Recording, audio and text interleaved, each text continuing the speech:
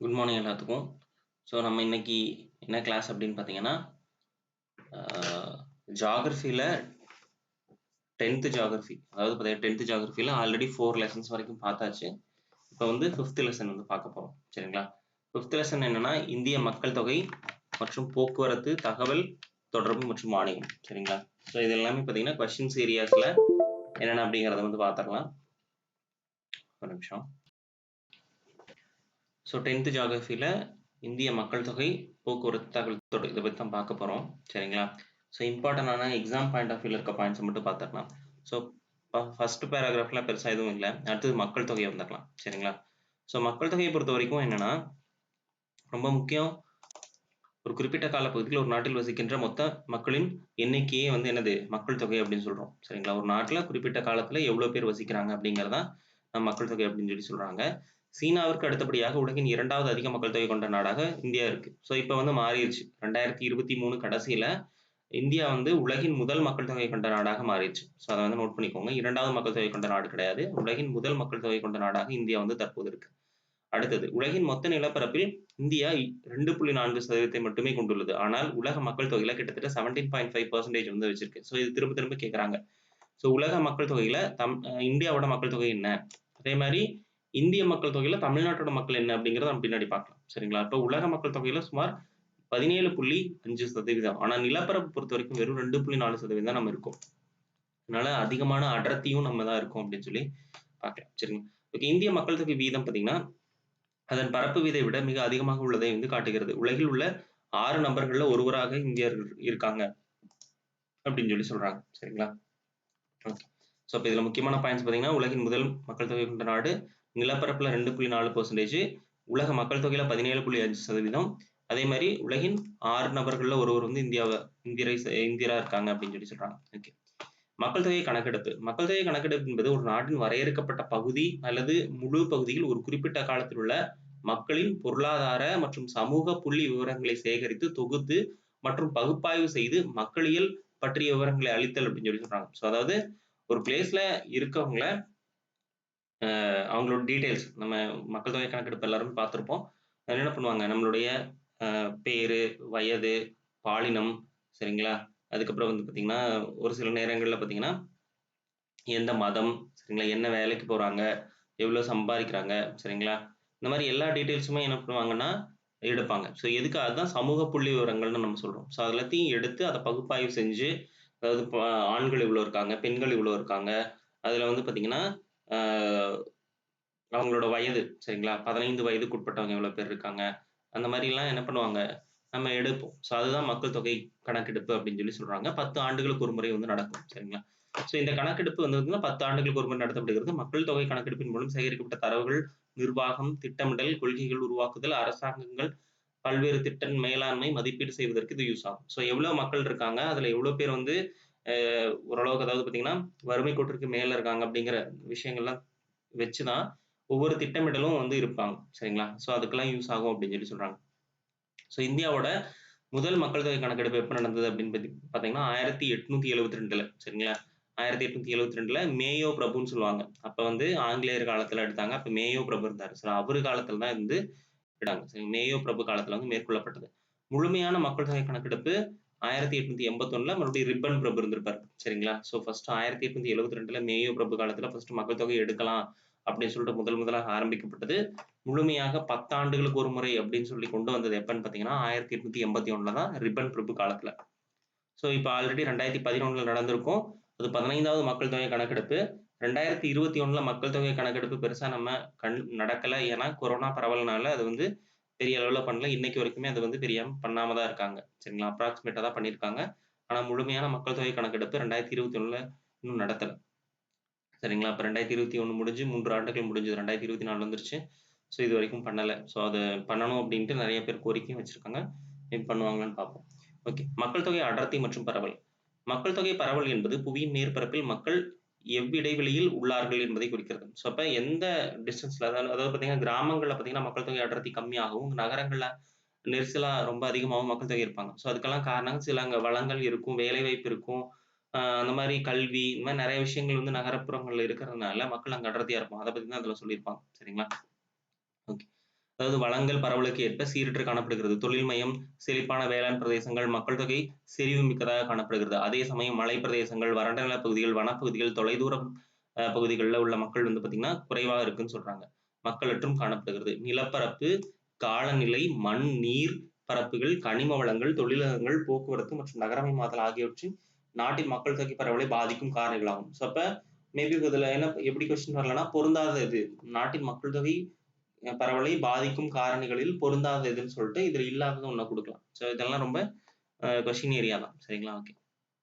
அடுத்தது 199.5 மில்லியன் மக்கள் தொகை கொண்ட உத்தரப்பிரதேசம் மாநிலம் இந்தியாவின் அதிக மக்கள் தொகை கொண்ட மாநிலம். ஸோ எப்பவுமே தெரியும் யூபி தான் வந்து அதிக மக்கள் தொகை கொண்ட மாநிலம். சரி சரிங்களா? அதே மாதிரி பாலிட்டி படிக்கும்போது அதிக மக்கள் தொகை மட்டும் இல்லாம அதிக மக்களவை எம்பி சரிங்களா? எம்பிஸ் வந்து அதிகமா இருக்கிற மாநிலம் அதுவும் உத்தரப்பிரதேசம் தான். சரிங்களா? ஸோ அதனால தான் பெரிய இந்த நாடாளுமன்ற தேர்தலுக்கு வந்து பார்த்தீங்கன்னா, கட்சிகள் வந்து உத்தரப்பிரதேசத்துல எப்படியாவது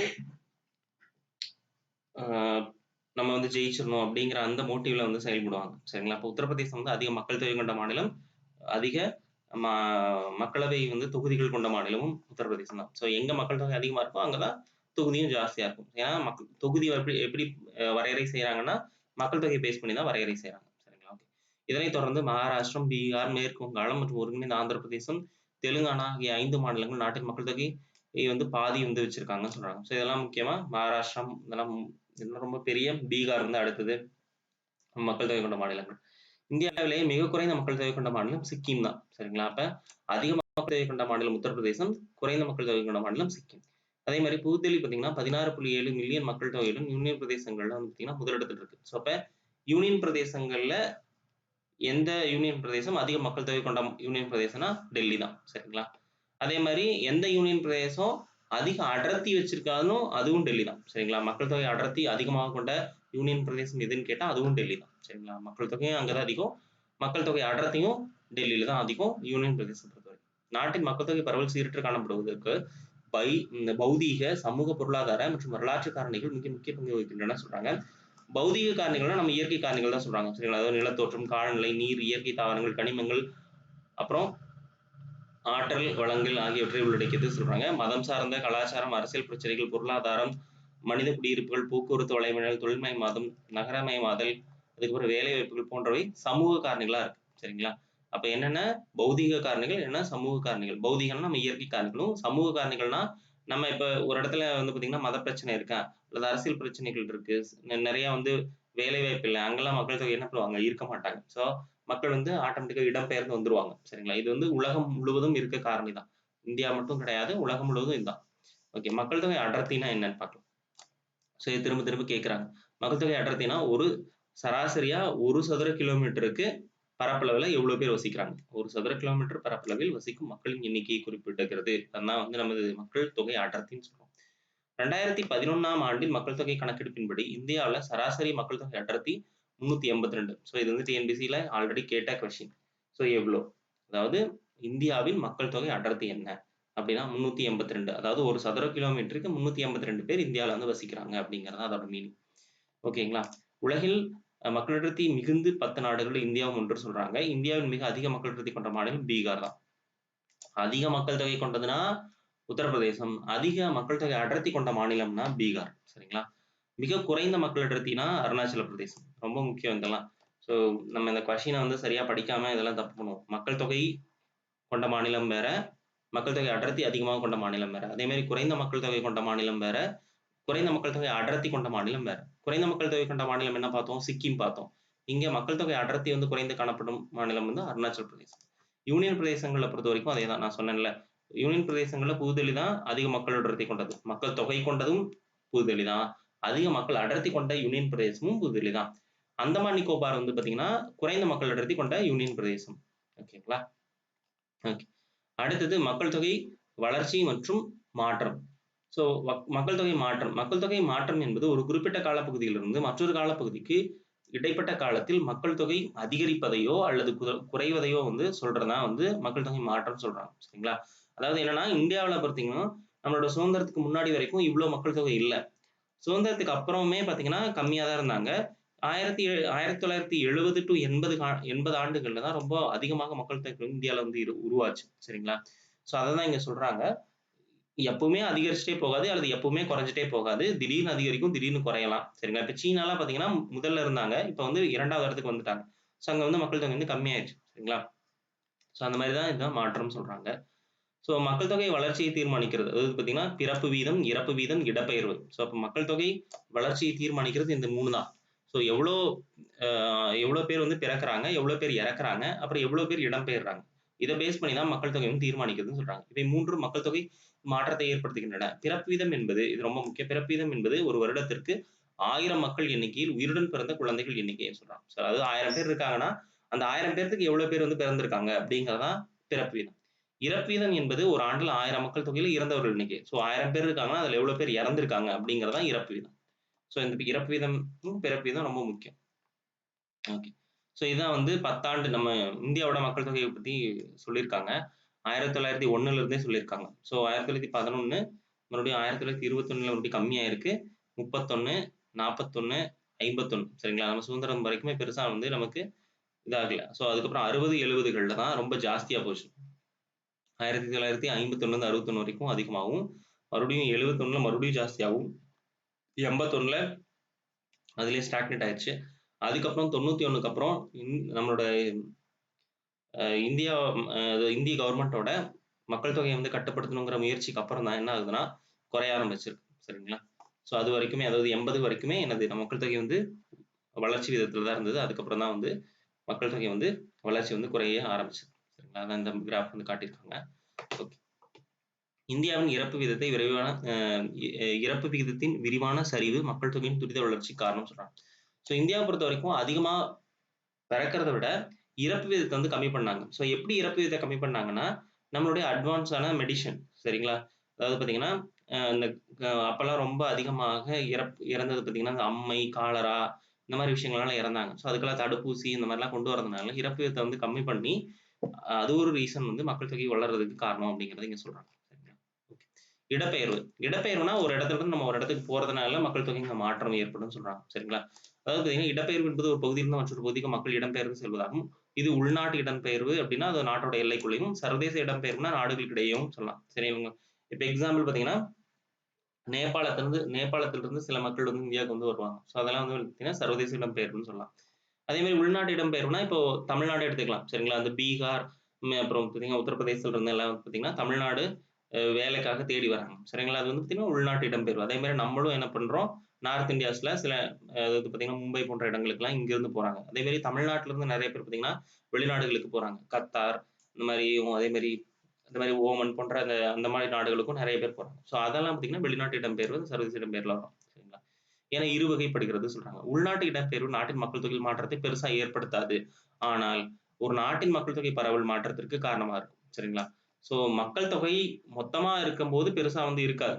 உள்நாட்டுக்குள்ளேயே நீங்க இடம்பெயரும்போது, நாட்டோட மக்கள் தொகையில வந்து பெருசா மாற்றம் இருக்காது. ஆனா, இப்ப பீகாரோட மக்கள் தொகை அடர்த்தி வந்து கம்மியா இருக்கலாம். தமிழ்நாட்டோட மக்கள் தொகை அடர்த்தி வந்து அதிகமா இருக்கலாம். அது எப்ப தெரியும்னா, கணக்கெடுப்பு நடத்தினா தான் தெரியும். ஸோ அததான் இங்க சொல்றாங்க. இடம்பெயர்வானது மக்கள் தொகை பரவல் மற்றும் கலவையின் மாற்றத்தை ஏற்படுத்தும் காரணியாக அமைகிறது. இந்தியாவின் இடம்பெயர்வு கிராமத்திலிருந்து, முக்கியமா கிராமத்திலிருந்து நகரத்தை நோக்கி பொருளாதார பெருந்திரளாக காணப்படுகிறது சொல்றாங்க. கிராமங்கள்ல வேலைவாய்ப்பின்மை, தகுதிக்கேற்ப வேலையின்மை ஆகியவை இடம்பெயர்வு உந்து காரணிகளாக இருக்கின்றன சொல்றாங்க. நகர்ப்புற பகுதிகள்ல தொழில்துறை வளர்ச்சியின் காரணமாக அதிக வேலைவாய்ப்பு மற்றும் அதிக ஊதியம் காரணமாக புலம்பெயர்றாங்க அப்படிங்கிறத சொல்றாங்க. ஓகே. மக்கள் தொகை கலவைனா என்னன்னு பார்க்கலாம்.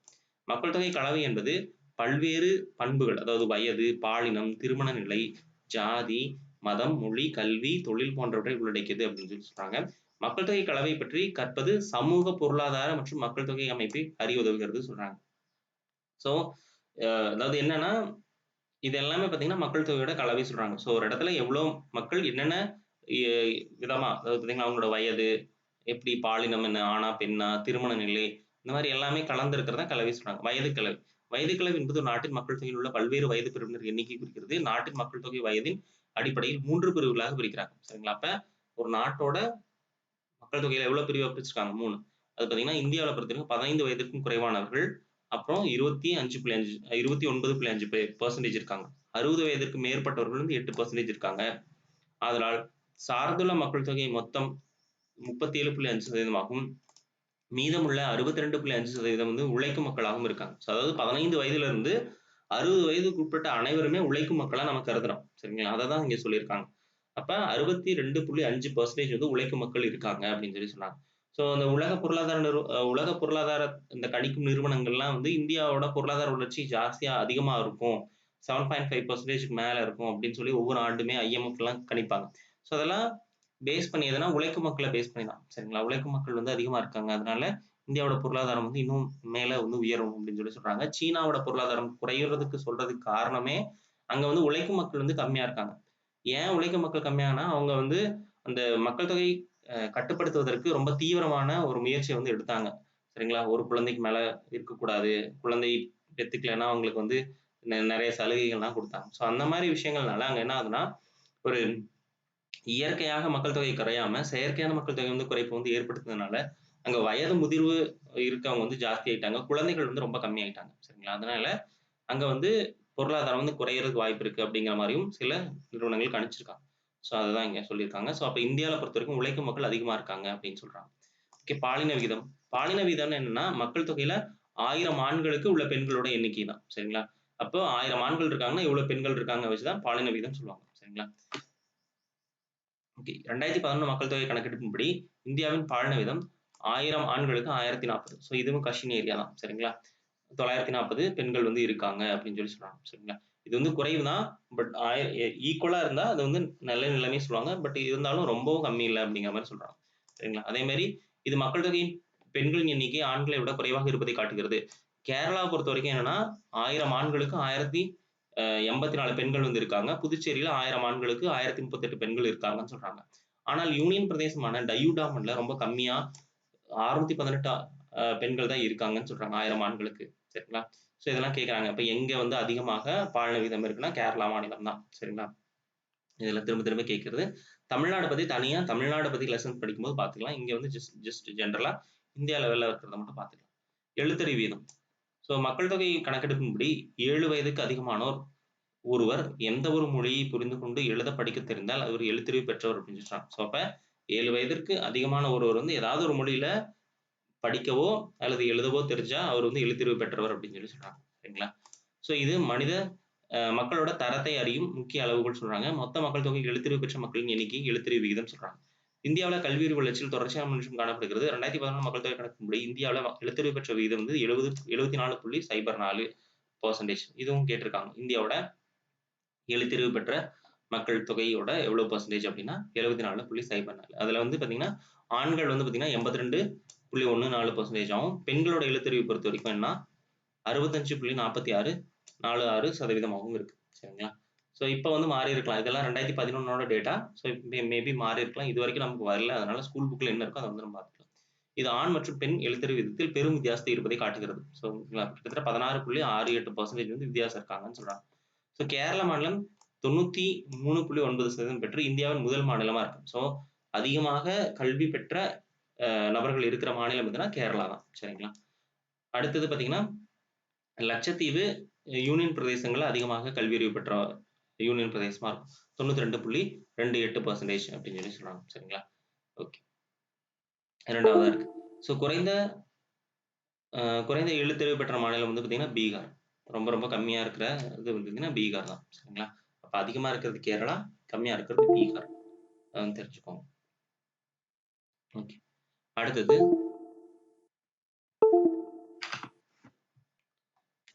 தொழில்சார் கூட்டமைப்பு. மக்கள் தொகை கணக்கெடுப்பின் மூலம் பெறப்படும் தகவலின் அடிப்படையில் பொருளாதார நடவடிக்கை பங்கு பெற்றவர்களை தொழிலாளர்கள் என்கிறோம். சரிங்களா? ஸோ அப்ப யார் யாரெல்லாம் வேலைக்கு போறாங்க அல்லது பொருளாதார நடவடிக்கையில் ஈடுபடுறாங்களோ அவங்கலாம் தொழிலாளர்கள் சொல்றோம். தொழிலாளர்கள் வந்து 3ஆ பிரிக்கிறாங்க. அதுல முதன்மை, பகுதி நேர, அதுக்கப்புறம் வந்து பார்த்தீங்கன்னா, தொழிலாளர்கள் அல்லாதோர் அப்படின்னு சொல்றாங்க. ஸோ மக்கள் தொகை கணக்கெடுப்பின்படி ஒரு ஆண்டின் பெரும்பகுதி நாட்கள்ல பணியாற்றுபவர்கள்ல முதன்மை தொழிலாளர்கள் அதாவது குறைந்தபட்சம் 6 மாதம் அல்லது 183 நாட்கள் வந்து ஒரு வேலை செய்யணும். அவர் வேலை செஞ்சா அவர் வந்து தொழிலாளர் அல்லது என்ன சொல்றாங்க? முதன்மையான தொழிலாளர்கள் சொல்றாங்க. ஒரு ஆண்டுல 6 மாதத்துக்கும் குறைவாக வேலை செய்வோர் 16 தொழிலாளர் சொல்றோம். சரிங்களா? வேலை செய்யாத மக்கள் வந்து தொழிலாளர்கள் அல்லாதோர் அப்படின்னும் நம்ம சொல்றோம். சரிங்களா? அடுத்தது மக்கள் தொகை இயக்கவியல். மக்கள் தொகை இயக்கவியல் என்பது மக்கள் தொகை அளவு மற்றும் அதன் பண்பு மாற்றங்கள் தொடர்பான காரணிகள் குறித்து கற்கும் ஒரு துறையாகும் சொல்றாங்க. எதிர்நோக்கும் மக்கள் தொகை மாற்றங்கள் பற்றி படிப்பதும் மக்கள் தொகை ஆய்வின் மிக முக்கியம். சரிங்களா? இதுக்கப்புறம் என்ன ஆக போகுது அப்படிங்கிறத பத்தியும் தெரியணும்னு சொல்றாங்க. ஓகே. மக்கள் தொகைகள்ல ஏற்படும் பிரச்சனைகள். ஸோ அதிக மக்கள் தொகை இருந்தா என்னென்ன பிரச்சனை ஏற்படும் அப்படிங்கிறத இங்க சொல்றாங்க. ஸோ அப்ப நம்ம இந்தியா வந்து ரொம்ப ரொம்ப எக்ஸாம்பிளான ஒரு இது. அத நம்ம வச்சே இதுல வந்து சொல்லிடலாம். சரிங்களா? அப்ப இந்திய நாட்டின் அதிகரித்து வரும் மக்கள் தொகையானது சமூகம், பொருளாதாரம், கலாச்சாரம், அரசியல், சுற்றுச்சூழல் பெரும் சவால்களை ஏற்படுத்துகிறது. மக்கள் தொகை பிரச்சனையானது இடம் மற்றும் காலத்திற்கு ஏற்ப மாறுகிறது. மக்கள் தொகையால் அதிகரிப்பதால் மக்கள் நெருக்கடி, வேலைவாய்ப்பின்மை, திறனுக்கேற்ற வேலைவாய்ப்பின்மை, குறைந்த வாழ்க்கை தரம், ஊட்டச்சத்தின்மை, இயற்கை மற்றும் வேளாண் வளங்களை தவறாக நிர்வகித்தல் ஆகிய ஆரோக்கியமற்ற சுற்றுச்சூழல் போன்ற பெரும் பிரச்சனைகள் வந்து ஏற்படும் அப்படின்னு சொல்லி சொல்றாங்க. ஸோ இதெல்லாம் வந்து அதிக மக்கள் தொகையில் ஏற்படும் பிரச்சனைகள். ஸோ அதனால தான் மக்கள் தொகை வந்து கட்டுப்படுத்துறது ரொம்ப முக்கியம் அப்படின்னு சொல்லி சொல்லுவோம். ஓகே. நகரமயமாதல். நகரமயமாதல்னா ஒரு கிராமம் வந்து பார்த்தீங்கன்னா, எவ்வளோ டெவலப் ஆகி நகரமா மாறுதோ அதான் நகரமயமாதல் சொல்றாங்க. சரிங்களா? கிராமப்புற சமுதாயம் நகர்ப்புற சமுதாயமாக மாற்றம் அடைவதே நகரமயமாதல் சொல்றாங்க. சரிங்களா? ஸோ இந்தியாவுல எப்படி நகரமயமாதல் இருக்குன்னா, நகர்ப்புற மக்கள் தொகை சதவீதத்தின் அடிப்படையிலேயே நகரமயமாக்கம் அளவிடப்படுகிறது. இந்தியாவுல கோவா மாநிலம் மிகுந்த நகரமயமாக்கப்பட்ட பகுதியாக இருக்கு. சரிங்களா? எல்லாத்துக்கும் தெரியும். கோவால மோஸ்ட்லி நார்மலா ஏதாவது சின்ன விஷயத்துக்கு கூட ரொம்ப காஸ்ட்லியா இருக்குன்னு சொல்லுவாங்க. சரிங்களா? அதனால கோவா வந்து மிகுந்த நகரமயமாக்கப்பட்ட பகுதியாக இருக்கு. இமாச்சல பிரதேசம் குறைந்த நகரமயமாக்கப்பட்ட பகுதியாக இருக்கு. சரிங்களா? இமாச்சல் பிரதேஷ் வந்து ஃபுல் அண்ட் ஃபுல் கிராமங்கள் தான் அதிகமா இருக்கு அப்படிங்கிறத சொல்றாங்க. யூனியன் பிரதேசங்கள்ல புதுடெல்லி மற்றும் சண்டிகர் மிகுந்த நகரமயமாக்கப்பட்ட பகுதிகளா இருக்கு. சரிங்களா? மாநிலங்கள்ல மிகுந்த நகரமயப்பட்ட 2வது தமிழ்நாடு தான் சொல்றாங்க. அதனைத் தொடர்ந்து கேரளா. சரிங்களா? ஸோ அப்ப கோவாக்கு அப்புறம் தமிழ்நாடு தான் அதிகமாக நகரமயமாக்கப்பட்ட மாநிலமா இருக்கு. சரிங்களா? ஸோ அதுக்கப்புறம் கேரளா, மகாராஷ்டிராலாம் இருக்கு. ஸோ அப்ப ஃபர்ஸ்ட் என்ன அப்படிங்கிறத 2வது என்ன தமிழ்நாடுங்கிறத தெரிஞ்சுக்கலாம். நகரமயமாதனால என்னென்ன தாக்கங்கள்? சரிங்களா? நகரமயமாக்கலும், மக்கள் தொகை அடர்த்தியும் ஒன்றோடொன்று நெருங்கிய தொடர்புடையவை. கிராமங்களிலிருந்து நகரங்களுக்கு இடம்பெயர்தல் நகரப்பகுதியில் மக்கள் தொகை வெடிப்பிற்கு வழிவகுக்கிறது. ஏன்னா அதிகமாக மக்கள் வந்து குவியிறாங்க. ஸோ எக்ஸாம்பிள் சென்னை நம்ம எடுத்துக்கலாம். தெரிஞ்ச ஏரியா. சரிங்களா? அதிகமான மக்கள் தொகை அங்க இருக்காங்க. மும்பை, கொல்கத்தா, புதுடெல்லி போன்ற பெருநகரங்கள் தங்கள் கொள்ளளவை விட அதிகமான மக்கள் தொகை வந்து காணப்படுகிறது. இந்தியாவுல நகரமயமாதலால் ஏற்படும் பிரச்சனைகள் என்ன பார்த்தீங்கன்னா, நகர விரிவாக்கத்தை ஏற்படுத்தும். சரிங்களா? அதாவது என்னன்னா, இப்ப சென்னை வந்து பார்த்தீங்கன்னா, ரொம்ப பெரிய ஏரியாவா மாறிருச்சு. சரிங்களா? ஆனா சென்னை அப்படிங்கிறது சின்னதா ஒரு 30 கிலோமீட்டர் சரவுண்டிங் தான் சென்னை. பட் ஆனா இப்ப என்னது சுத்தி இருக்கிற எல்லா ஏரியாவுமே சென்னை மாரி மாத்திட்டாங்க. ஸோ அது எல்லாமே பார்த்தீங்கன்னா, மாநகராட்சியாக அறிவிச்சுட்டாங்க. சரிங்களா? அடுத்து நகரப்புற மக்கள் நெருக்கடி வந்து தோற்றுவிக்கிறது. நகரப்புறங்கள்ல குடியிருப்புகளின் பற்றாக்குறை உருவாகுறது. குடிசை பகுதிகள் வந்து தோன்ற காரணமா இருக்கு. சரிங்களா? என்ன குடிசை பகுதிகள் ஏன் தோன்றதுன்னு பார்த்தீங்கன்னா, அங்க இருக்கிற மக்களோட வாழ்வாதாரம் வந்து ரொம்ப கம்மியா இருக்கும். அதனால என்ன பண்ணுவாங்க, மக்கள் வந்து குடிசைக்கு போவாங்க. ஸோ அதாவது பார்த்தீங்கன்னா, வாடகை ஜாஸ்தியா இருக்கும். அப்ப என்ன பண்ணுவாங்க, ஆட்டோமேட்டிக்கா அவங்க வந்து குடிசை போட்டு தங்குற அளவுக்கு போயிருவாங்க. அதனால குடிசை பகுதிகள் தோன்ற காரணமா இருக்கு. போக்குவரத்து நெரிசல், குடிநீர் பற்றாக்குறை, வடிகால் பிரச்சனைகள். ஸோ வெள்ளம்லாம் ஏற்படுது வடிகால் பிரச்சனைகள், திடக்கழிவு மேலாண்மை ரொம்ப கஷ்டமா இருக்கும். குற்றங்கள் அதிகரிக்க காரணம். ஸோ இதெல்லாம் வந்து பார்த்தீங்கன்னா, நகரமயமாக்கலோட முக்கியமான பிரச்சனைகள். அடுத்து போக்குவரத்து. போக்குவரத்து அப்படிங்கிறது பார்த்தீங்கன்னா, என்பது பயணிகள், சரக்குகள் ஒரு இடத்திலிருந்து மற்றொரு இடத்திற்கு எடுத்துச் செல்வதற்கு தான் போக்குவரத்துன்னு சொல்றோம். போக்குவரத்து அமைப்பு ஒரு நாட்டின் உயிர் நாடி. சரிங்களா? இது கேட்கலாம்.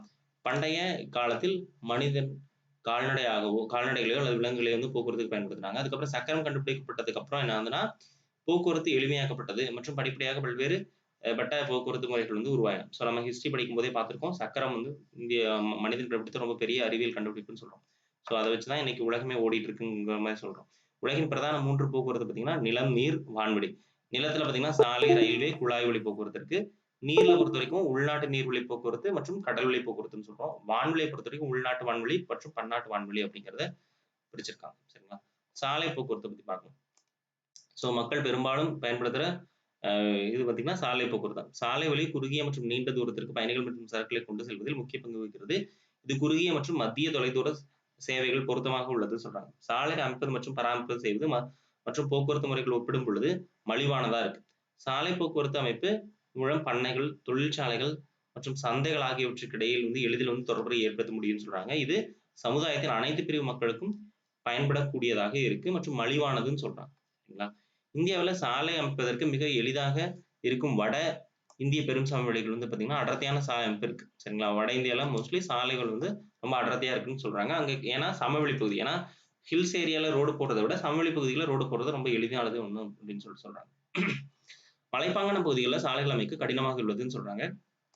கேரளா வந்து பார்த்தீங்கன்னா, சாலைகள் அடர்த்தி மிகவும் கம்மியா இருக்கு சொல்றாங்க. ஸோ கேரளா பொறுத்தவரைக்கும் என்னன்னா, மோஸ்ட்லி வாட்டர் தான் அதிகமா இருக்கும். சரிங்களா? அப்ப தண்ணி வந்து தண்ணீல தான் அவங்க என்ன பண்ணுவாங்கன்னா, அந்த போக்குவரத்தெல்லாம் மோஸ்ட்லி அதிகமா பண்ணுவாங்க. சரிங்களா? அப்ப சாலை வந்து அங்க கம்மியா இருக்குன்னு சொல்றாங்க.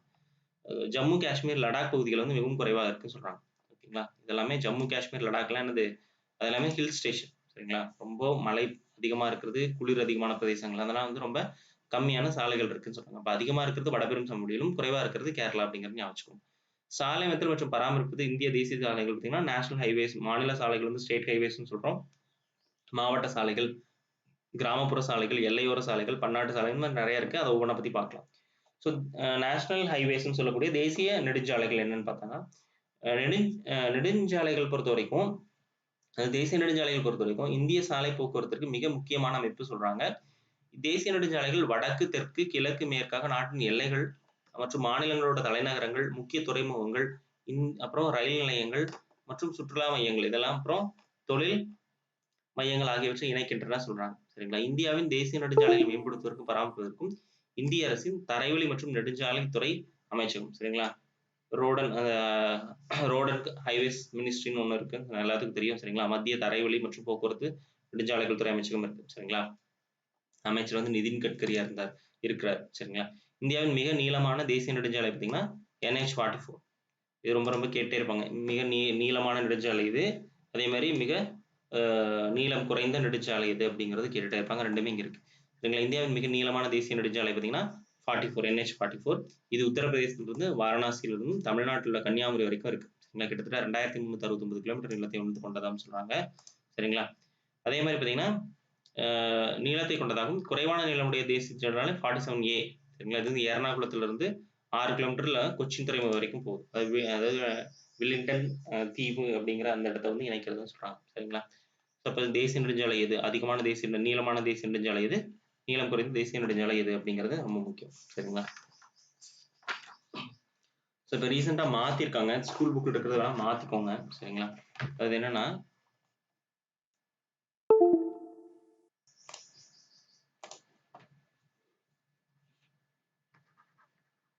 NH 548 சரிங்களா? 548 பார்த்தீங்கன்னா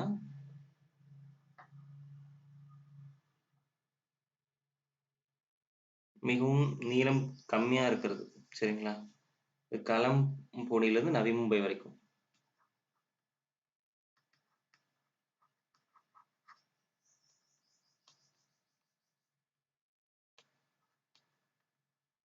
நவி மும்பை வரைக்கும் இருக்கு. இது வந்து குறைந்த நீளமுடைய தேசிய நெடுஞ்சாலை. அதே மாதிரி அதிக நீளமுடைய தேசிய நெடுஞ்சாலை எதுன்னு பார்த்தீங்கன்னா, சரி இது வந்து அதிகமானதா? அதிகமானது NH-44 தான். பட் ஆனா என்னது நமக்கு வந்து பிளேஸ் வந்து மாத்திருக்காங்க. அத மட்டும் நோட் பண்ணிக்கோங்க. குறைந்தது வந்து இது. அதிகமான தேசிய அதிக நீளமுடையது பார்த்தீங்கன்னா NH-44. அது என்ன பிளேஸ்ன்னு பார்த்தீங்கன்னா, ஸ்ரீநகர்ல இருந்து ஸ்ரீநகர் டு கன்னியாகுமரி. சரிங்களா? அதோட லென்த் பார்த்தீங்கன்னா 2555 கிலோமீட்டர். சரிங்களா? ஸோ குறைந்தது வந்து 548 அதிகமானது அதேதான் NH-44 தான். பட் பிளேஸ் வந்து மாத்திருக்காங்க. ஸ்ரீநகர் டு கன்னியாகுமரி. ஸோ இதுல என்ன சொல்லியிருக்காங்கன்னு பார்த்தீங்கன்னா, உத்தரப்பிரதேசம் வாரணாசி டு தமிழ்நாடோட கன்னியாகுமரி சொல்லியிருக்காங்க. மேல ஸ்ரீநகர் வரைக்கும் இதை கொண்டு போயிருக்காங்க. சரிங்களா? ஸோ கிட்டத்தட்ட 250 கிலோமீட்டருக்கு மேல ஜாஸ்தி பண்ணியிருக்காங்க. ஸோ அதான் 2555 கிலோமீட்டர் மொத்த நீளம். ஸோ 2300 கிடையாது, 369 கிடையாது, 2555 கிலோமீட்டர். ஸோ இதெல்லாம் நோட் பண்ணிக்கோங்க. ஓகே. சரி வச்சிடலாம்.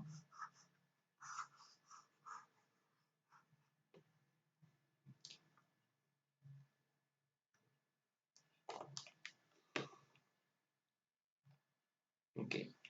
இங்க இதை பார்த்துக்கோங்க. ஷெர்ஷா சூர் தன்னுடைய பேரரசை பலப்படுத்தவும் ஒருங்கிணைக்கும் ஷாஹி சாலையை வந்து சிந்து பள்ளத்தாக்குலேருந்து மேற்கு வங்காளத்தில் உள்ள சோனார் பள்ளத்தாக்கு வரை அமைத்தார். அதுக்கப்புறம் கொல்கத்தாவிலிருந்து பெஷாவர் வரை உள்ள இச்சாலை ஆங்கிலேய ஆட்சி காலத்தில் கிராண்ட் ட்ராங்க் சாலை என பெயர் மாற்றம் செய்யப்பட்டது. தற்போது இச்சாலை அமிர்தசர்ல இருந்து கொல்கத்தா வரைக்கும் நீட்டிச்சிருக்காங்கன்னு சொல்றாங்க. சரிங்களா? ஸோ இதுதான் வந்து ஃபர்ஸ்ட் ஹிஸ்டரி. அப்பவே ஷெர்ஷா சூர் அப்படின்னு பார்த்தீங்கன்னா முகலாயர்களுக்கு முன்னாடி இருந்த அரசர் இவரு. படிப்போம் நம்ம. சரிங்களா? இப்பதான் டெல்லி சுல்தான்ஸ் வந்து நீங்க பார்த்திருக்கீங்க. அடுத்தது வந்து பார்ப்பீங்க. மராத்தியர்கள்லாம் முடிச்சுட்டு, மொகல்ஸ் பார்க்கும்போது இந்த ஷெர்ஷாவ பத்தி பார்ப்போம். ஷெர்ஷா சூர் பத்தி பார்ப்போம். ஸோ அவரு தான் அந்த அரசர் தான் என்ன பண்ணியிருப்பார்ன்னா, இந்த கிராண்ட் ட்ரங்க் சாலை வந்து ஃபர்ஸ்ட்டு கட்டமைத்தார் அப்படிங்கிறத நம்ம பார்த்துக்கலாம். சரிங்களா? ஓகே. அடுத்தது மாநில நெடுஞ்சாலைகள். மாநில நெடுஞ்சாலைகள்னா என்ன? நம்மளோட ஸ்டேட் ஹைவேஸ். ஸோ மாநில நெடுஞ்சாலைகள் பொதுவாக மாநிலத்தில் உள்ள முக்கிய மாநகரங்கள், நகரங்கள், மாவட்ட தலைநகரங்களை மாநில தலைநகரத்துடன் இணைக்கும். ஸோ இந்த இது கேட்டுட்டே இருப்பாங்க திரும்ப திரும்ப. ஸோ மாநில நெடுஞ்சாலைக்கும் இந்த வித்தியாசங்கள் என்ன அப்படிங்கிறதெல்லாம். சரிங்களா? அப்ப முக்கியமான இருக்க பிளேஸஸ் எல்லாத்தையும் மாநில தலைநகரத்தோட இணைக்கிறது மாநில நெடுஞ்சாலை. இதே தேசிய நெடுஞ்சாலை பொறுத்தவரைக்கும் மாநில தலைநகரங்கள தேசிய தலைநகரத்தோட இணைக்கும். சரிங்களா? மாநில தலைநகரத்த தேசிய தலைநகரோட இணைச்சா, அது வந்து தேசிய நெடுஞ்சாலை. முக்கியமான மாவட்ட தலைநகரங்களை மாநில தலைநகரோடு இணைத்தால், அது வந்து மாநில நெடுஞ்சாலை. சரிங்களா? அடுத்தது மாவட்ட சாலைன்னா என்ன?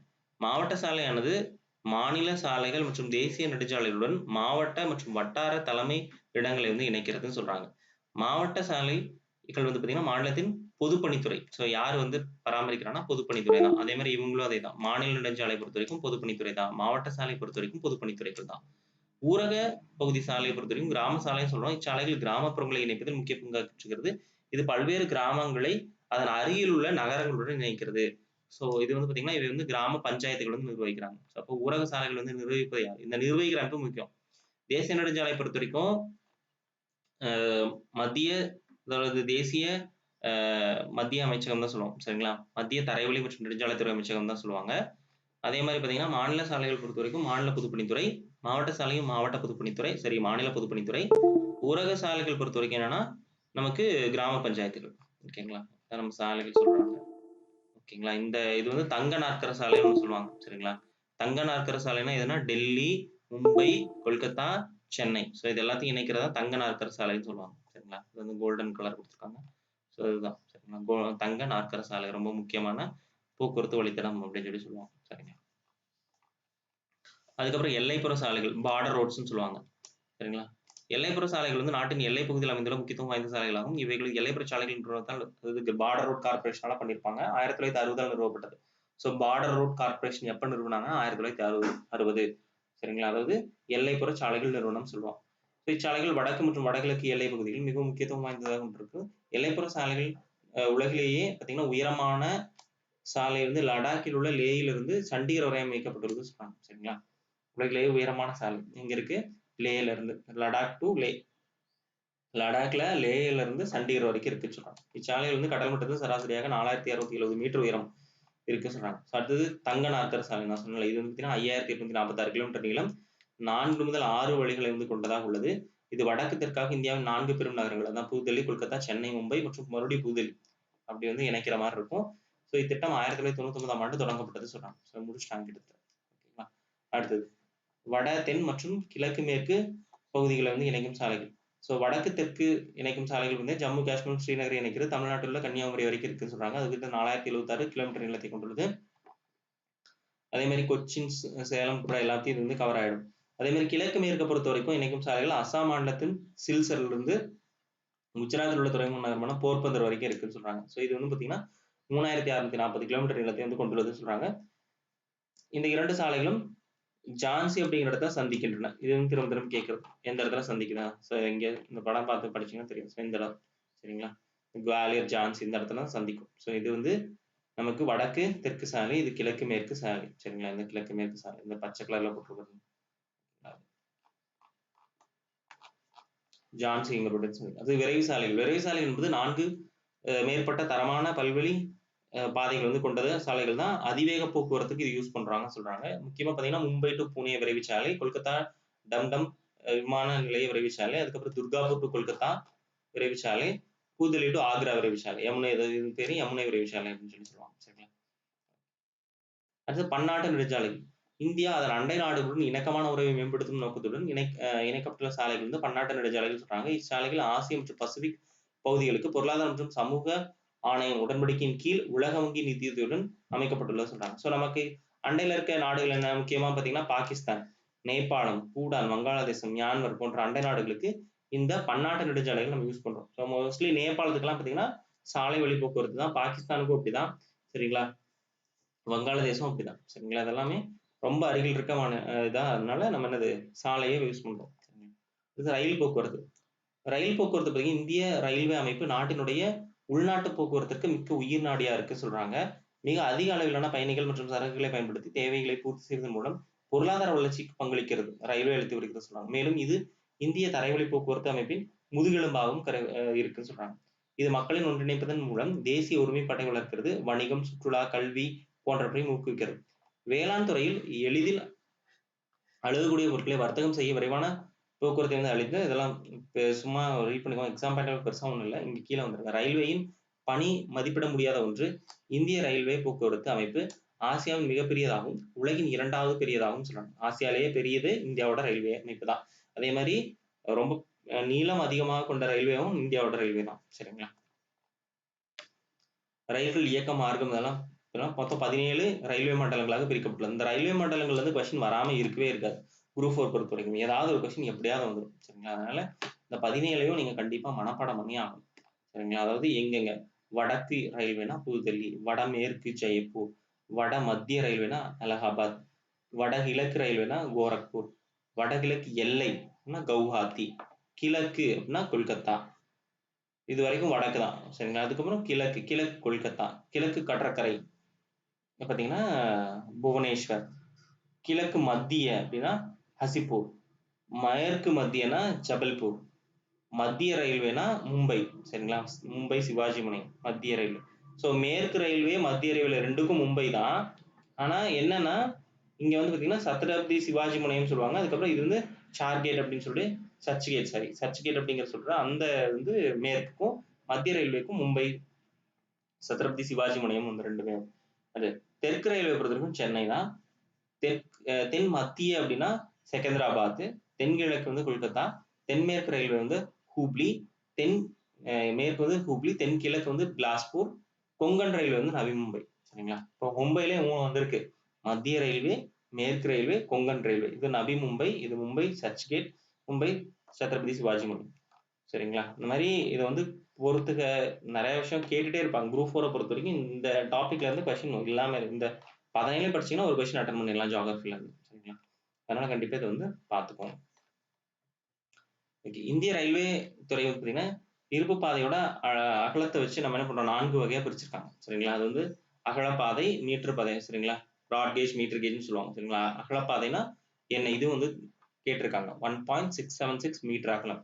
அகலப்பாதை ரயில்வேனா என்னன்னா 1.676 மீட்டர் அப்படின்னு சொல்லி சொல்றாங்க. அது மீட்டர்னா 1 மீட்டர், குறுகியனா 1 மீட்டர் கம்மியா 0.762.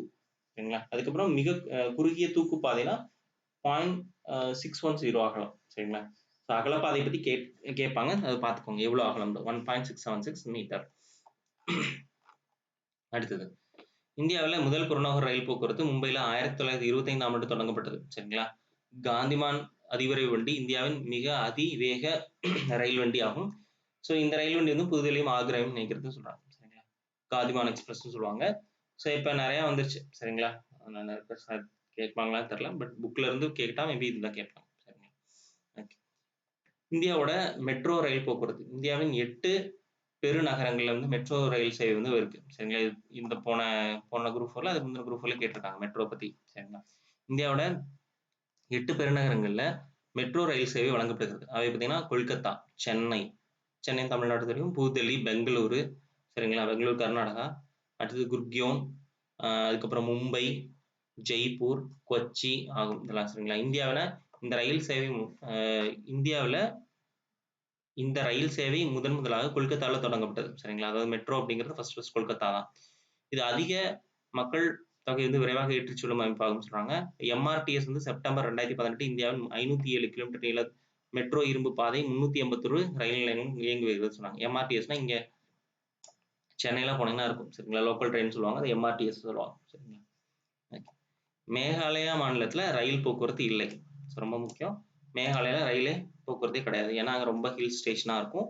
அதனால அங்க வந்து பெருசா இருந்து ரயில் போக்குவரத்து கிடையாது. குழாய் வழி போக்குவரத்து. ஸோ குழாய் வழி போக்குவரத்தை பொறுத்த வரைக்கும் எண்ணெய்க்கும் இயற்கை எரிவாயு போன்ற விஷயங்களை எடுத்து போறதுக்கு தான் யூஸ் பண்ணுவாங்க. சரிங்களா? எண்ணெய் மற்றும் இயற்கை வாயு வயல்களை எண்ணெய் சுத்திகரிப்பு நிலையங்களுக்கு அதன் சந்தை பகுதிகளோடு இணைப்பதற்கும் எளிதான மற்றும் சிறந்த போக்குவரத்து குழாய் போக்குவரத்து இருக்கு. முன்னதாக இவை நகரங்களுக்கும் தொழிற்சாலைகளுக்கும் தண்ணீர் வழங்குவதற்கு பயன்படுத்தப்பட்டது. தற்போது திடப்பொருட்களுக்கும் குளம்பாக்குதல் மூலம் குழாய் வழி கொண்டு செல்லப்படுகிறது சொல்றாங்க. குழாய் போக்குவரத்து அமைப்பதற்கு ஆரம்பகால செலவுகள் அதிகம், ஆனால் பின்னர் அதனை பராமரிப்பதற்கான செலவு மிக குறைவாகும் சொல்றாங்க. இவற்றை கடினமான நிலப்பகுதியிலும் நீருக்கடியிலும் அமைக்க இயலும். ஸோ இது தடங்களற்ற குறைந்த செலவுடைய காலதாமதமற்ற மற்றும் ஆவியாதல் மூலம் ஏற்படும் இழப்பின்மை போன்றவற்றை உறுதி செய்தல். மேலும் அசாமில் உள்ள எண்ணெய் வயலிலிருந்து கான்பூர் வரையிலும், குஜராத்தில் உள்ள சலாயா பகுதியிலிருந்து பஞ்சாபில் உள்ள ஜலந்தர் வரையிலும், குஜராத்தில் உள்ள ஹஜ்ராவில் இருந்து உத்தரப்பிரதேச உள்ள ஜெகதீஷ்பூர் வரைக்கும் இதெல்லாம் குழாய் போக்குவரத்து இருக்கிற பகுதிகள். சரிங்களா? குழாய் போக்குவரத்து வரைக்கும் பெருசா கொஸ்டின் கேட்டதில்லை, ஜஸ்ட் நீங்கன்னா ஒரு டைம் பார்த்துக்கலாம். சரிங்களா? ஸோ இப்போ எல்லா பக்கமே குழாய் மூலியமா நம்ம என்ன பண்றோம், இந்த கேஸ் எல்லாமே கொடுக்கறதுக்கு இது பண்ணிருக்காங்க. சரிங்களா? ஓகே. அடுத்தது நீர்வழி போக்குவரத்து. நீர்வழி போக்குவரத்து வந்து கண்டிப்பா கொஸ்டின்ஸ் வந்துட்டு தான் இருக்கு. அதனால நீர்வழி போக்குவரத்து ரொம்ப முக்கியம். நீர்வழி போக்குவரத்து பற்றி இந்தியாவின் பயணிகள் மற்றும் சரக்குகள் போக்குவரத்திற்கு மிக முக்கியமான ஒன்றாகும். இது பழமையான மற்றும் மலிவான போக்குவரத்து. இது ரொம்ப முக்கியம். பழமையான மலிவான போக்குவரத்து முறை எதுனா நீர்வழி போக்குவரத்து தான். கனமான மற்றும் அதிக அளவிலான சரக்குகளை ஒரு நாட்டிலிருந்து மற்றொரு நாட்டுக்கு எடுத்து செல்லவும் மிகவும் ஏற்றது அப்படின்னு சொல்லி சொன்னாங்க. இது சுற்றுச்சூழல் மற்றும் சுற்றுச்சூழல் பாதுகாப்பு மற்றும் குறைந்த எரிபொருள் செலவின் போக்குவரத்து முறைன்னு சொல்றாங்க. நீர்வழி போக்குவரத்து 2 வகையில் பிரிக்கப்படுகிறது. அது வந்து உள்நாட்டு மற்றும் கடல் வழி அப்படின்னு சொல்லி சொல்றோம். உள்நாட்டுனா நம்ம தெரியும், ஒரு நாட்டுக்குள்ளேயே. ஸோ இந்தியா வந்து பார்த்தீங்கன்னா உள்நாட்டு நீர்வழி போக்குவரத்து ஆறுகள் மற்றும் கால்வாய்கள், ஏரிகள், காயல்கள் போன்றவற்றெல்லாம் பண்றோம். சரிங்களா? ஸோ பெருசா இங்கெல்லாம் ஒன்றும் இல்லை, இங்கே வந்துருங்க. 1986ஆம் ஆண்டு உள்நாட்டு நீர்வழி போக்குவரத்து ஆணையம் வந்து தொடங்கப்பட்டது. ஸோ இந்தியாவோட முக்கிய நீர்வழி போக்குவரத்து வழிகள். இது வந்து கொஸ்டின் வந்து பார்த்தீங்கன்னா பொருத்துகளை கேட்பாங்க. நீர்வழி போக்குவரத்து எண் வந்து 1னா எந்த பாதை, 2வது எந்த பாதை அப்படிங்கிறது பார்த்தீங்கன்னா பொருத்துகளை கேட்பாங்க. அதனால ரொம்ப பார்த்துக்கோங்க. நீர்வழி போக்குவரத்து எண் வந்து 1 பார்த்தீங்கன்னா ஹல்தியா டு அலகாபாத் வந்து இடையே இருக்க 1620 கிலோமீட்டர் நீளம். கங்கை, பாகிரதி, ஹூக்ளி ஆறு இணைக்கிறது. ஸோ எந்த வழின்னு பார்த்தீங்கன்னா ஹல்தியா டு அலகாபாத் அப்படிங்கிறது தான். நீர்வழி போக்குவரத்து 2 அப்படிங்கிறது பார்த்தீங்கன்னா பிரம்மபுத்திரா ஆற்றின் துபரி மற்றும் காடியாவிற்கு இடையில வந்து 891 கிலோமீட்டர் நீளம். அதே மாதிரி நீர்வழி போக்குவரத்து 3 பார்த்தீங்கன்னா கேரள மாநிலத்தில் கொல்லம் மற்றும் கோட்டைபுரம் இடையே வந்து இருக்கு. சரிங்களா? 24 மணி நேரமும் செயல்படும் 205 கிலோமீட்டர் தொலைவுக்கு போக்குவரத்து வசதியை வந்து அளிக்கக்கூடிய இந்தியாவின் முதல் தேசிய நீர்வழி போக்குவரத்து இதுதான். சரிங்களா? 24 மணி நேரம் இப்ப என்ன பண்றாங்க, போக்குவரத்து வந்து இங்க இருக்கு அப்படின்னு சொல்லி சொல்றாங்க. சரிங்களா? இந்த 3 முக்கியம். அது கடல்வழி போக்குவரத்து எல்லாத்துக்கும் தெரியும். கடல்வழி போக்குவரத்து பார்த்தீங்கன்னா இந்திய பொருளாதாரத்தில் மிக முக்கிய பங்கை வகிக்கிறது. இந்திய வெளிநாட்டு வர்த்தகத்தில் சுமார் 95% அளவுக்கும் 70% மதிப்புள்ள சரக்குகளை கடல்வழி போக்குவரத்து மூலமாக நடைபெறுகிறது சொல்றாங்க. சரிங்களா? ஸோ அப்ப இந்தியாவில் கனரக பொருட்கள் மற்றும் அதிக அளவிலான சரக்குகளை கையாளுவதில் கப்பல் போக்குவரத்து மிக முக்கியமாக பங்காற்றுகிறது. இது மிகவும் சிக்கனமான போக்குவரத்து மட்டுமல்லாமல் சுற்றுச்சூழலுக்கும் ஏற்றதா இருக்குன்னு சொல்லி சொன்னாங்க. கடல் மற்றும் பெருங்கடல் வழிகளில் பெரும்பாலும் சர்வதேச வணிகத்திற்காக பயன்படுத்தப்படுகிறது சொல்றாங்க. இந்தியாவில் வந்து 13 துறைமுகங்களும் 20 நடுத்தர மற்றும் சிறிய துறைமுகங்கள்லாம் இருக்கு அப்படின்னு சொல்லி சொல்றாங்க. 200 இங்கெல்லாம் ஒண்ணு இல்லை, இங்க வந்துருங்க. ஸோ இந்திய கடற்கரையில் அமைந்துள்ள முக்கிய துறைமுகங்கள் என்னன்னு பார்த்தீங்கன்னா கொல்கத்தா, ஹல்தியா, பாரதீப், விசாகப்பட்டினம், சென்னை, எண்ணூர், தூத்துக்குடி இதெல்லாம் முக்கியம். இதெல்லாம் வந்து என்னது கிழக்கு கடற்கரை துறைமுகங்கள் சொல்றாங்க. சரிங்களா? ஸோ திரும்ப திரும்ப கேட்டே இருப்பாங்க, கிழக்கு கடற்கரை துறைமுகங்கள் என்னென்ன, மேற்கு கடற்கரை துறைமுகங்கள் என்னென்ன. சரிங்களா? நம்ம இந்தியாவோட மேற்கு பகுதியில் இருக்கிற மேற்கு கடற்கரை துறைமுகங்கள் என்னென்ன. சரிங்களா? அந்த பகுதிகள் உங்களுக்கு தெரிஞ்சாவே நீங்க ஈஸியா சொல்லிடலாம். சரிங்களா? அப்ப கிழக்கு கடற்கரை துறைமுகங்கள் என்னென்ன அப்படின்னா இதெல்லாம் கொல்கத்தா, நம்ம சென்னை சைடு இருக்கிறது எல்லாமே கிழக்கு கடற்கரை தான். சரிங்களா? சென்னை சைடு இருக்கிறது எல்லாமே இதுதான். கொல்கத்தா, ஹல்தியா, பாரதீப், விசாகப்பட்டினம், சென்னை, எண்ணூர், தூத்துக்குடி வரைக்குமே நமக்கு கிழக்கு கடற்கரை தான். மேற்கு இந்திய கடற்கரை துறைமுகங்கள் பொறுத்த வரைக்கும் காண்ட்லா, மும்பை, அப்புறம் வந்து பார்த்தீங்கன்னா நவசேவானா ஜவஹர்லால் நேரு துறைமுகம் சொல்லுவாங்க. அதுக்கப்புறம் மர்மகோவா, நியூ மேங்களூர், அதுக்கப்புறம் கொச்சின் இதெல்லாம் வந்து பார்த்தீங்கன்னா மேற்கு கடற்கரை துறைமுகங்கள். ஓகேங்களா?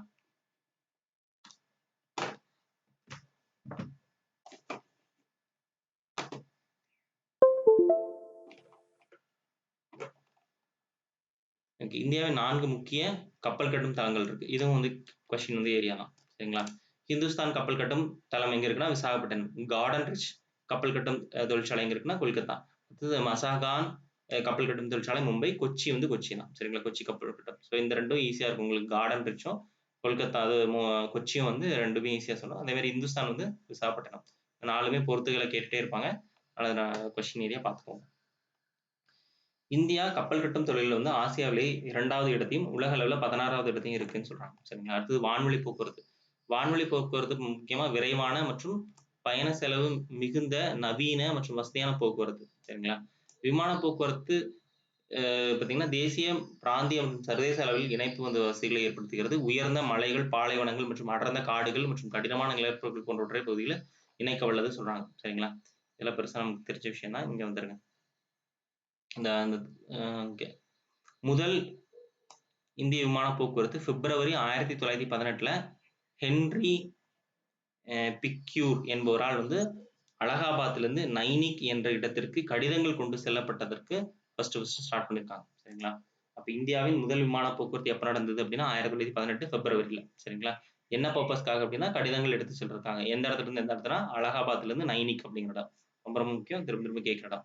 சரிங்களா? அது 1953ஆம் ஆண்டு நாட்டின் செயல்பட்டு வந்த 8 பல்வேறு விமான நிலையங்கள் ஒன்றிணைக்கப்பட்டு தேசியமயமாக்கப்பட்டது. சரிங்களா? ஸோ விமானங்கள்லாம் தேசியமயமாக்கிட்டு இப்ப தனியார் மயமாக்கிட்டாங்க. சரிங்களா? இப்ப வந்து இந்தியாட்ட பெருசா எந்த விமான போக்குவரத்து நிறுவனம் கிடையாது. சரிங்களா? அது வித்துட்டாங்க. டாடாவுக்கும் வித்துட்டாங்க. சரிங்களா? தெரியும் எல்லாத்துக்கும். அதனால 1953க்கு அப்புறம் மறுபடியும் இப்ப 2023ல அது 23, 22ல 23 ஸ்டார்ட்டிங்ல நினைக்கிறேன். அப்ப வந்து என்ன தேசியமயமாக்கப்பட்டது. ஓகேங்களா? சரி, தனியார் மயமாக்கப்பட்டது. இந்தியாவின் தேசிய நெடுஞ்சாலை ஆணையம் NHA 1995 நிறுவப்பட்டது. தரைவழி போக்குவரத்து மற்றும் அமைச்சரின் கீழ் வந்து ஒரு தன்னாட்சி பெற்ற அமைப்பு சொல்றாங்க. ஓகே. இத பத்தி இந்தியன் ஏர்லைன்ஸ், ஏர் இந்தியா அதெல்லாம் இப்ப இல்ல பெருசா. சரிங்களா? ஓகே. இங்க வந்துருங்க. இத மட்டும் பார்த்துக்கோங்க. இந்திய அரசாங்கம் ஏர் இந்தியா என்ற விமான சேவை வழங்குகிறது. இந்தியன் ஏர்லைன்ஸ் உள்நாட்டு போக்குவரத்து சேவையும், ஏர் இந்தியா நிறுவனம் வெளிநாட்டு போக்குவரத்து சேவையும் வழங்குகிறது. இந்த ஏர் இந்தியா தான் இப்ப வித்துட்டாங்க. உள்நாட்டுக்கு ஏர்லைன்ஸ் இந்தியன் ஏர்லைன்ஸ் மட்டும் வச்சிருக்காங்கன்னு நினைக்கிறேன். சரிங்களா? இந்தியாவில் தற்போது 19 சர்வதேச விமான நிலையங்கள் இருக்கு சொல்றாங்க. ஓகே. பவன் ஹான்ஸ் இது திரும்ப திரும்ப கேட்கிறது. பவன் ஹான்ஸ்னா என்னன்னா வானூர்தி ஹெலிகாப்டர் நிறுவனம். சரிங்களா? பவன் ஹான்ஸ் அப்படிங்கிறது ஹெலிகாப்டர் பெட்ரோலிய நிறுவனங்களுக்கான ONGC எண்ணெய் மற்றும் இயற்கை எரிவாயு நிறுவனம் மற்றும் கடல் சார்ந்த பணிகளுக்கு வானுழங்கு சேவை வந்து வழங்குகிறது சொல்றாங்க. இதை புதுதில்லியை தலைமையிடமாக கொண்டது. சரிங்களா? பொதுத்துறை நிறுவனம் சொல்றாங்க. இது மும்பை மேற்கு பில்பாராலேவிலிருந்து ஜுஹு விமான நிலைய தளமாக கொண்டு இயங்குகிறது சொல்றாங்க. ஸோ இது பவன் ஹான்ஸ்னா என்ன? ஹெலிகாப்டர் நிறுவனம். ஸோ ONGC கீழ வந்து செயல்படுறதுன்னு சொல்லியிருக்காங்க. சரிங்களா? பவன் ஹான்ஸ் நிறுவனம் பார்த்தீங்கன்னா மினிரத்னா 1 பிரிவின் கீழ் இயங்கும் ஒரு பொதுத்துறை நிறுவனம் சொல்றாங்க. இந்நிறுவனம் பல்வேறு இந்திய மாநில அரசுகளுக்கிடையே வடகிழக்கு இந்திய மாநிலங்களிடையே உள்ள தீவுகளுக்கு சேவை வந்து வழங்குகிறது. இது அந்தமான் நிக்கோபார் தீவுகளுக்கும் லட்சத்தீவுகளுக்கும் பயண படகு சேவை வழங்குகிறது சொல்றாங்க. அடுத்தது AI இந்திய விமான நிலைய பொறுப்பு ஆணையம். அதாவது விமான நிலையங்கள்லாம் இருக்குல்ல அதுக்காக பண்றாங்க. என்னதான் விமானங்களை வந்து தனியார் மயமாக்கிட்டாலும் விமான நிலையங்கள் வந்து இன்னும் தனியார் மயமாக்கல. அது வந்து இந்தியா அரசோட கட்டுப்பாட்டுல தான் இருக்கு. சரிங்களா? ஸோ அப்ப இந்திய விமான நிலைய பொறுப்பாணையம் 1995ல ஆரம்பிக்கப்பட்டது. சரிங்களா? எப்போ வந்து தேசிய நெடுஞ்சாலைகள் ஆணையம் ஆரம்பிச்சாங்களோ அப்பதான் இந்த இந்திய விமான நிலைய பொறுப்பாணையம் ஆரம்பிச்சிருக்காங்க. ஸோ இது விமான நிலைய ஆணையங்கள் பாதுகாப்பை வந்து அளிக்கிறது. இது இந்திய குடிமை விமான போக்குவரத்து அமைச்சகத்தின் கீழ் வந்து இயங்கும் ஒரு விமான நிலைய பொறுப்பு ஆணையம், பராமரித்தல், மேம்படுதல் மற்றும் நிர்வாகம். சரிங்களா? அதெல்லாம் யூஸ் பண்றாங்க. தகவல் தொடர்பு. ஸோ தனி மனித தொடர்பு பெருசா இதுல ஒண்ணும் இல்ல. நீங்க சும்மா ரீட் பண்ணிக்கோங்க. சரிங்களா? அதுல இங்க கீழ வந்துருங்க. இந்தியாவின் முதல் அஞ்சல் விலை 1852ஆம் ஆண்டு கராச்சியில் வெளியிடப்பட்டது. அஞ்சல்களை சேகரித்தல், விநியோகம் செய்வது இந்திய அஞ்சல் துறையின் முக்கிய பணியாகும். இத்துறை விரைவு அஞ்சல் சேவை 1975ல வந்து அறிமுகம் செய்தது. 1972ஆம் ஆண்டு அறிமுகப்படுத்தப்பட்ட அஞ்சல் குறியீட்டு எண். சரிங்களா? நம்ம இப்ப சொல்றோம்ல பின்கோடுன்னு சொல்றோம்ல குறியீட்டு எண்ணை அடிப்படையாக கொண்டு விரைவு தபால் சேவைகள் செயல்படுத்தப்படுகிறது சொல்றாங்க. ஸோ பண அஞ்சல், மின்னணு பண அஞ்சல், விரைவு தபால், விரைவு சிப்ப அஞ்சல் இதெல்லாம் நான் இப்ப பண்ணிட்டு இருக்காங்கன்னு சொல்றாங்க. சரிங்களா? ஆசியாவிலேயே மிகப்பெரிய தொலைத்தொடர்பு வலைப்பின்னல் அமைப்பை கொண்ட நாடுகள் இந்தியாவும் ஒன்று அப்படின்னு சொல்லி சொல்றாங்க. நகர்ப்புற பகுதிகள் மட்டுமல்லாமல் கிராமப்புற பகுதிகளும் STD அதெல்லாம் நம்ம பேசுறோம். சரிங்களா? வசதிகள் இருக்கு.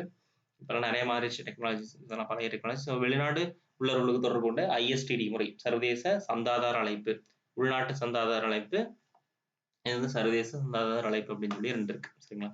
எல்லாத்துக்கும் தெரிஞ்ச விஷயம் தான். பொது தகவல் தொடர்பு அமைப்பு. பொது தகவல் தொடர்பு அமைப்பு அப்படிங்கிறது ஒரே நேரத்துல லட்சக்கணக்கான மக்கள் தகவலை பெறுவதுன்னு சொல்றாங்க. இது கல்வி, பொழுதுபோக்கு அம்சங்கள் வழங்கும் சிறந்த வழியாகும். பல்வேறு தேசிய கொள்கைகள் மற்றும் திட்டங்களை பற்றி மக்கள் மத்தியில வந்து விழிப்புணர்வு உருவாக்க பொது தகவல் தொடர்பு வந்து பயன்படுத்தப்படுகிறது சொல்றாங்க. ஸோ அது மின்னணு ஊடகமா இருக்கலாம்.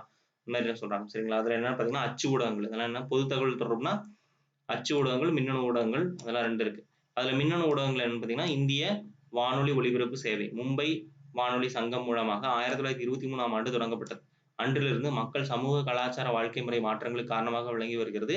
அதே மாதிரி பார்த்தீங்கன்னா 1936ஆம் ஆண்டு அகில இந்திய வானொலி என்றும் 1957ல ஆகாஷவாணி என்றும் பெயர் மாற்றம் செய்து அழைக்கப்பட்டது. சரிங்களா? இது கல்வி, செய்தி, பொழுதுபோக்கு எல்லாத்தையும் வழங்குதுன்னு சொல்றாங்க. ஸோ எப்ப ஆரம்பிச்சாங்கன்னு ரொம்ப முக்கியம். 1957ஆம் ஆண்டு பெயர் மாற்றம். சரிங்களா? 36ல அகில இந்திய வானொலி என்றும் 1957ல ஆகாஷவாணி. 1923ல ஆரம்பிச்சுட்டாங்க அது. சரிங்களா? அடுத்தது தொலைக்காட்சி.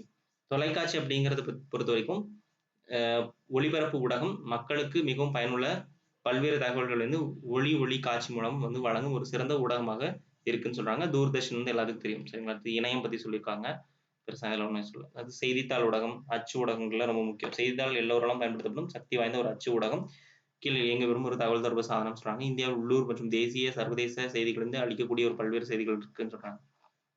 செயற்கைக்கோள் இதை பத்தி செயற்கைக்கோள் பத்தி நீங்க பாத்துக்கணும், ரொம்ப முக்கியம். சரிங்களா? செயற்கைக்கோள் தகவல் தொடர்பு. செயற்கைக்கோளானது தொடர்ச்சியாக மிக பெரும் பரப்பிலான பதின்ம மற்றும் தகவல்கள் வந்து அளிப்பதன் மூலம் மிகவும் முக்கியமாக வாய்ந்ததாக கருதப்படுகிறது. இந்தியாவில் விளங்குகிறது. செயற்கைக்கோள் பதின்மங்களை பயன்படுத்தி வானியல் ஆய்வு, சரிங்களா? வானிலை ஆய்வுக்கெல்லாம் ரொம்ப முக்கியம். வானிலை முன்னறிவிப்பு, இயற்கை பேரிடர் கணிப்பு, எல்லைப் பகுதி கண்காணிப்பு போன்ற முக்கிய பணிகள் வந்து மேற்கொள்ளப்படுகின்றன. 1969ஆம் ஆண்டு இந்திய விண்வெளி ஆராய்ச்சி மையம் இஸ்ரோன்னு சொல்றோம்ல, ISRO, இஸ்ரோ, சரிங்களா? இந்தியன் ஸ்பேஸ் ரிசர்ச் ஆர்கனைசேஷன் ஆரம்பிக்கப்பட்டது 1969. ரொம்ப முக்கியம். சரிங்களா? Question area. சரிங்களா? எந்த வருஷம் ஆரம்பிக்கப்பட்டாங்க? ஸோ நிறுவப்பட்ட பின்னர் தொலைத்தொடர்பு மாற்றத்துல செயற்கைக்கோள் வந்து புதிய சகாப்தத்தை வந்து ஏற்படுத்தியிருக்குன்னு சொல்றாங்க. சரிங்களா? இந்தியாவில் செயற்கைக்கோள் தகவல் தொடர்பு அமைப்பு 2 பிரிவுகளா இருக்கு. ஒன்று இன்சாட், இன்னும் IRS. இன்சாட்னா இந்திய தேசிய செயற்கைக்கோள் அமைப்பு, IRSனா தொலை உணர்வு செயற்கைக்கோள் அமைப்பு. சரிங்களா? ரிமோட் சென்சிங் சொல்லுவாங்க. சரிங்களா? 1983ஆம் ஆண்டு நிறுவப்பட்ட இந்திய தேசிய செயற்கைக்கோள் அமைப்பு இன்சாட் தொலைத்தொடர்பு, வானியல் ஆய்வு, பல்வேறு திட்டங்களை உள்ளடக்கிய ஒரு பல்நோக்கு திட்ட அமைப்பாக உள்ளது. இன்சாட் வரிசை வந்து பாத்தீங்கன்னா, இன்சாட்டை பொறுத்த வரைக்கும் எதுக்கான கைபேசி, தொலைபேசி, வானொலி, தொலைக்காட்சி சமிக்கைகள் அனுப்புறதுக்கு இந்த மாதிரி விஷயங்களுக்கெல்லாம் யூஸ் பண்ணுவாங்க. அதே மாதிரி ராணுவ பயன்பாட்டுக்கும் யூஸ் பண்றாங்க. அதே மாதிரி இன்சாட் வரிசையில பொறுத்த வரைக்கும் ஜிசாட் வரிசை, கல்பனா 1, ஹோம் சாட், எஜுசாட் போன்ற வந்து தகவல் தொடர்புக்காக பயன்படுத்தப்படும். எஜுசாட்லாம் பார்த்தீங்கன்னா முக்கியமா கல்விக்காக அனுப்பப்பட்ட செயற்கைக்கோள். சரிங்களா? எஜுசாட்லாம் பயன்படுத்தப்படும் முக்கிய செயற்கைக்கோளாகும். இதெல்லாம் டிசம்பர் 19, 2018ஆம் ஆண்டு ஏவப்பட்ட ஜிசாட் 7A தகவல் தொடர்புக்காக சமீப காலத்தில் ஏவப்பட்ட செயற்கைக்கோள்கள் அப்படின்னு சொன்னாங்க. சரிங்களா? ஆகஸ்ட் 30, 1983ஆம் ஆண்டு ஏவப்பட்ட இன்சாட் 1B தகவல் தொடர்புக்காக ஏவப்பட்ட முதல் இன்சாட் வகை செயற்கைக்கோள் சொன்னாங்க. சரிங்களா? 1B தான் முதல் இன்சாட் வகை செயற்கைக்கோள். ஸோ அதெல்லாம் ஜஸ்ட் ரீட் பண்ணிக்கோங்க. உங்களுக்கு எக்ஸாம் பாயிண்ட் ஆஃப் வியூல இதெல்லாம் எங்கெங்க கேட்கறாங்கன்னு தெரியும் போது உங்களுக்கு ஈஸியா இருக்கும். சரிங்களா? அது வணிகம். வணிகம் என்பது நாட்டின் பொருளாதார வளர்ச்சியை நிர்ணயிக்கும் ஒரு முக்கிய காரணியாகும். வணிகம் என்பது பொருட்கள் மற்றும் சேவைகளை வழங்குவது, விற்பது மற்றும் பராமரித்தல் செய்திகளும் செயலாகும். சரிங்களா? இது எக்ஸாம் பாயிண்ட் ஆஃப் வியூல என்னன்னு மட்டும் பார்த்தலாம் இங்க. ஓகேங்களா? வணிகம் பொறுத்த வரைக்கும் உங்களுக்கு 2 இருக்கு. உள்நாட்டு, வெளிநாட்டு, அதாவது பன்னாட்டு வணிகம் சொல்லுவாங்க. சரிங்களா? உள்நாட்டு வணிகம் நம்ம லோக்கலா உள்ளேயே பண்ணிக்கிறது. சரிங்களா? பன்னாட்டு வணிகம்னா வெளிநாடுகள் கூட செய்யறது. சரிங்களா? அதுல எல்லாம் சொல்லியிருப்பாங்க. பெருசா ஒண்ணும் இல்ல. இங்க வந்துருங்க. என்னென்ன ஏற்றுமதி செய்றாங்க? ஏற்றுமதி பொருட்கள் என்ன? காஃபி, தேயிலை, கடல்சார் பொருட்கள், தாதுக்கள், கனிமங்கள், தோல் பொருட்கள், நவரத்தின கற்கள், ஆபரணங்கள், விளையாட்டு சாமான்கள், ரசாயனம், ரசாயனம் மற்றும் ரசாயனம் சார்ந்த பொருட்கள், நெகிழிகள், ரப்பர் பொருட்கள், அப்புறம் கல் வேலைப்பாடுகள், சாந்து பொருட்கள், சிமெண்ட், ஆஸ்பெட்டாஸ், மைக்கா, கண்ணாடி பொருட்கள், உலோகக் கலவைகள், இதெல்லாம் பார்த்தீங்கன்னா இதெல்லாம் சொல்லியிருக்காங்க. ஜஸ்ட் ஒரு டைம் ரீட் பண்ணிக்கோங்க. இந்தியாவின் முக்கிய ஏற்றுமதி பொருட்கள். இறக்குமதியை பொறுத்த வரைக்கும் நம்ம என்ன பெட்ரோலிய பொருட்கள், முத்துக்கள், விலையுயர்ந்த கற்கள், தங்கம், தொலைத்தொடர்பு சாதனங்கள் போன்றவற்றை இந்தியா வந்து இறக்குமதி செய்றாங்க அப்படிங்கிறதெல்லாம் இங்க சொல்லியிருக்காங்க. சரிங்களா? ஓகே. அதுல பார்த்தீங்கன்னா பன்னாட்டு வணிகத்துல 2 சொல்லியிருப்பாங்க. சரிங்களா? பைலேட்டரல் ட்ரேடு, மல்டிலேட்டரல் ட்ரேடுன்னு சொல்லியிருப்பாங்க. அதாவது பைலேட்டரல்னா 2 நாடுகளுக்கு இடையே நடைபெறும் வணிகம் வந்து பைலேட்டரல் சொல்லிருப்பாங்க. 2க்கும் மேற்பட்ட நாடுகளுக்கு நடந்தா அது வந்து மல்டிலேட்டரல் ட்ரேட் அப்படின்னு சொல்லி சொல்லுவாங்க. சரிங்களா? ஸோ அவ்வளவுதான் இந்த லெசன் பொறுத்த வரைக்கும் முக்கியமான பாயிண்ட்ஸ் எல்லாம். ஸோ புக் பேக் கொஸ்டின்ஸ் என்னன்னு பார்த்துடலாம்.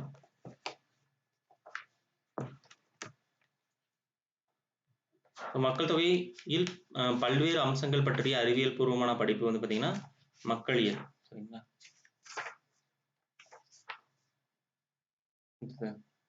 டேஷ் போக்குவரத்து நேரடியாக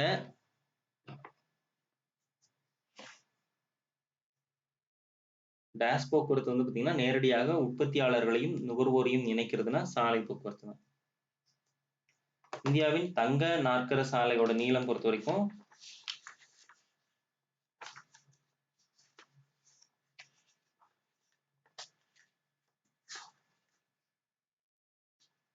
5846 கிலோமீட்டர். சரிங்களா? 5846 கிலோமீட்டர். தேசிய தொலை உணர்வு மையம் அமைந்துள்ள இடம் பார்த்தீங்கன்னா பெங்களூர். எளிதில் செல்ல முடியாத பகுதிகளுக்கு பயன்படுத்தப்படும் போக்குவரத்து பார்த்தீங்கன்னா வான்வழி போக்குவரத்து. கீழ்கண்டவற்றில் எவை வந்து வானுலங்கு ஊர்தி அதாவது ஹெலிகாப்டர் தொடர்புடையது பார்த்தீங்கன்னா பவன் ஹான்ஸ். இந்தியாவின் முக்கிய இறக்குமதி பொருள் பெட்ரோலியம். சரிங்களா? அடுத்தது பொறுத்துக வந்து கேட்டிருக்காங்க. சரிங்களா? பொறுத்துக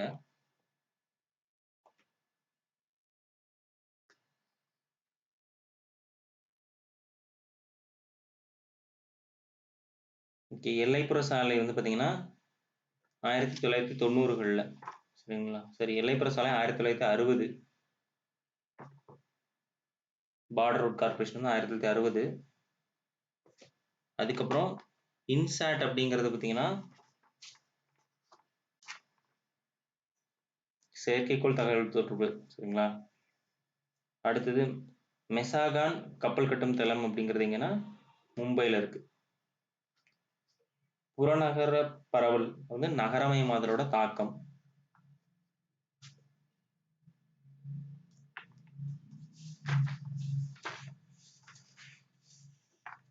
கொங்கன் ரயில்வே நவி மும்பை வரும். மெசாகான் கப்பல் கட்டும் தளம் வந்து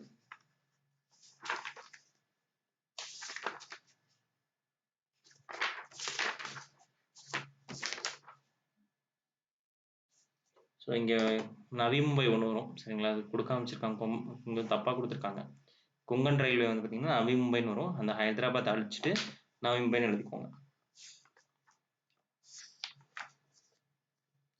அவ்வளோதான் நம்ம இந்த லெசனை பொறுத்த வரைக்கும். ஸோ நெக்ஸ்ட் பார்த்தீங்கன்னா நமக்கு 6வது லெசன் தமிழ்நாடு. 6வது மற்றும் 7வது லெசன் பார்த்தீங்கன்னா தமிழ்நாடை பற்றி தான் இருக்குது. ஸோ அந்த 2 லெசன் முடிச்சோம்னா கிட்டத்தட்ட ஜாகிரஃபி முடிஞ்சுது. ஸோ நம்ம அதை நெக்ஸ்ட் கிளாஸில் பார்த்துக்கலாம். ஸோ இந்த லெசன்ஸில் இருக்க முக்கியமான பாயிண்ட்ஸ் எல்லாம் பார்த்துட்டு புக் பேக் கொஸ்டின்ஸை பார்த்துருங்க. ஸோ நான் இனிமேல் டெய்லியும் என்ன பண்ணலான்னு இருக்கேன்னா டிஎன்பிசி கொஸ்டின் பேப்பர்ஸை நம்ம குரூப்பில் வந்து போடுறேன். சரிங்களா? ஒவ்வொரு முக்கியமான இதுக்கும் டிஎன்பிசி கொஸ்டின் பேப்பர் போடுறேன். அந்த கொஸ்டின் பேப்பரை ஜஸ்ட் ஒரு டைம் ரீட் பண்ணுங்க. நம்ம இது வரைக்கும் நடத்தின டாபிக்ஸ்ல இருந்து கொஸ்டின்ஸ் எல்லாம் எங்கெங்கெல்லாம் வந்திருக்கு அப்படிங்கிறத பாருங்க. சரிங்களா?